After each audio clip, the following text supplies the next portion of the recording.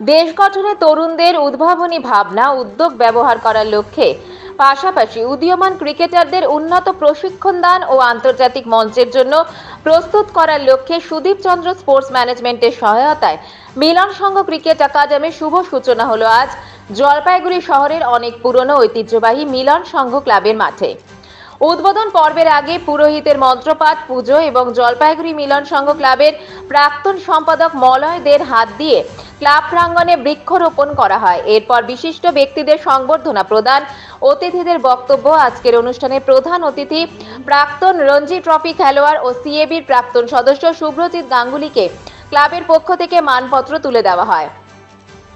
এরপর সেই মহেন্দ্রক্ষণ ডিএসএর assistant secretary প্রাক্তন ক্রিকেটার পুরজিৎ বক্সিগুপ্তর হাত দিয়ে ক্রিকেট একাডেমির উদ্বোধন হয়। ক্লাব কর্তৃপক্ষের দাবি অত্যাধুনিক একটি ক্রিকেট কোচিং এর ব্যবস্থা হতে চলেছে এখানে। ছোট থেকে বড় ছেলে ও মেয়ে উভয় এই ক্রিকেট একাডেমিতে প্রশিক্ষণ নিতে পারবে। আজ থেকে এই ক্রিকেট একাডেমিতে ভর্তি প্রক্রিয়া শুরু হয়েছে। এই একাডেমি স্থাপনে অন্যতম উদ্যোগ নেন জলপাইগুড়ির স্বনামধন্য ক্রিকেটার, যিনি পরবর্তীতে কলকাতায় ক্রিকেটার হিসেবে নিজেকে প্রতিষ্ঠা করতে পেরেছেন, ক্রিকেটার সুদীপ চন্দ্র। তার তত্ত্বাবধানেই এই একাডেমিতে নতুন প্রজন্ম প্রশিক্ষণ নেবে। এই কোচিং একাডেমিতে নতুন প্রযুক্তির প্রয়োগ হবে। থাকবে বোলিং মেশিনে খেলার সুবিধা, টাফ উইকেটে খেলার ব্যবস্থা, রাত্রিকালীন ক্রিকেট খেলার সুবিধা, বর্ষাকালে বৃষ্টিতে ইনডোরে খেলার সুবিধা। আজকের এই উদ্বোধনী অনুষ্ঠানে উপস্থিত জলপাইগুড়ির অতীত নব প্রজন্মের দিকপাল খেলোয়াড়েরা, ক্লাবের কর্মকর্তা সহ আরো অনেক ক্রীড়াপ্রেমী মানুষেরা।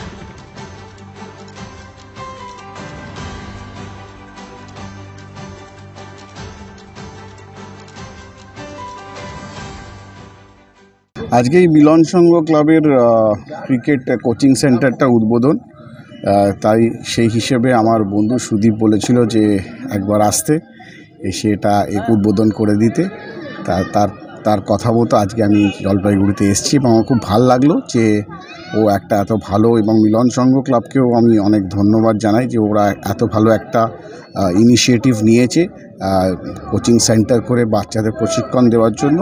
এবং সুদীপ চন্দ্র কলকাতা থেকে এসে এখানে কোচিং করাবে, এর থেকে ভালো খবর জলপাইগুড়ির বাচ্চাদের হতে পারে না। তাই জন্য আমি সুদীপকে এবং মিলন সংঘ ক্লাবকে দুজনকে অনেক অনেক ধন্যবাদ জানাই।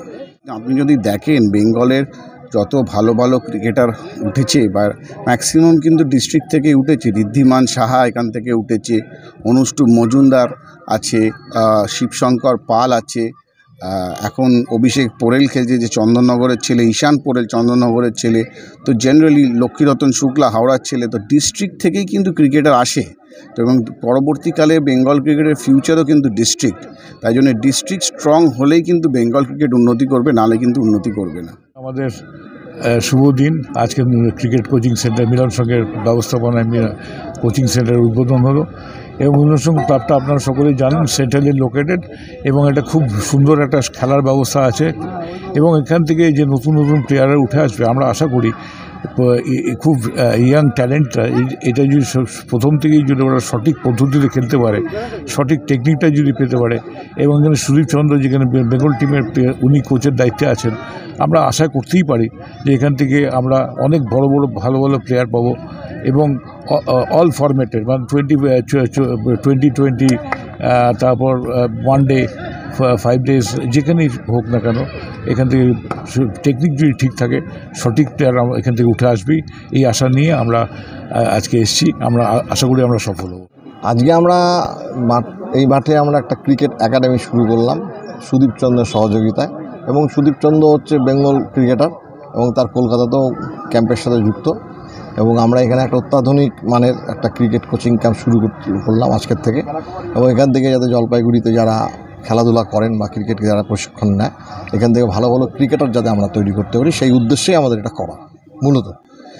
আর এবার যেমন আমরা ক্রিকেট কোচিংটা শুরু করলাম, আগামী 1 বছরের মধ্যে আমরা ফুটবল কোচিং ক্যাম্প শুরু করবো। এবং সেখানেও কলকাতার থেকে আমাদের কোচরা আসবে, ফুটবল কোচিং ক্যাম্পটা হবে সেখানে। এবং ধীরে ধীরে ধীরে ধীরে মাঠটাকে আমরা একটা খেলার পরিবেশ তৈরি করব।